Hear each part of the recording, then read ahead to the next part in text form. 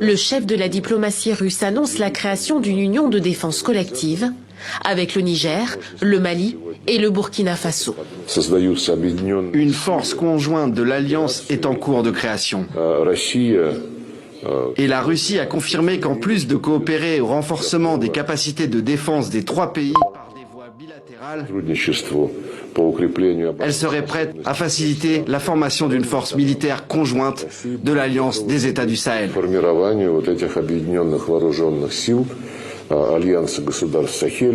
Un rapprochement d'abord militaire pour répondre à une priorité des régimes au pouvoir, la sécurité au Sahel.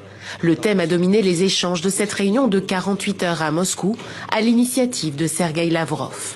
L'AES, qui a tourné le dos à l'ex-puissance coloniale française et à la communauté économique des États de l'Afrique de l'Ouest, réaffirme sa confiance à la Russie. Nous avons une lecture commune de la lutte contre le terrorisme, l'insécurité dans notre espace, terrorisme qui est d'ailleurs soutenu par des sponsors étatiques étrangers. Voilà des mois que s'opère le rapprochement entre Moscou et plusieurs pays alliés historiques depuis l'époque soviétique. Pour le chef de la diplomatie du Niger, c'est le début d'une nouvelle ère. La rencontre que nous unit aujourd'hui est un événement historique de haute portée politique.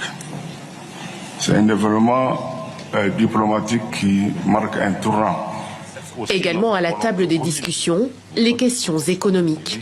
Car Vous venez de le rappeler, en juillet dernier, nous avons signé un nouveau traité de coopération en matière de défense pour une durée de 20 ans, qui témoigne de cette confiance mutuelle entre nos deux pays et de la convergence de nos intérêts stratégiques.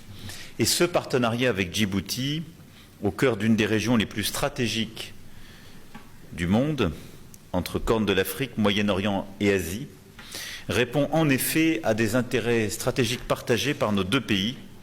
D'abord pour votre intégrité territoriale et votre stabilité, ça fait partie de ce traité. Ensuite pour préserver la stabilité régionale et lutter contre les mouvements terroristes, c'est notre intérêt commun et bien compris. Et puis pour assurer la liberté de navigation sur des routes maritimes vitales pour le commerce mondial, et la France est l'un des pays les plus engagés dans ces missions et permet encore à plusieurs navires de passer le détroit. Nous avons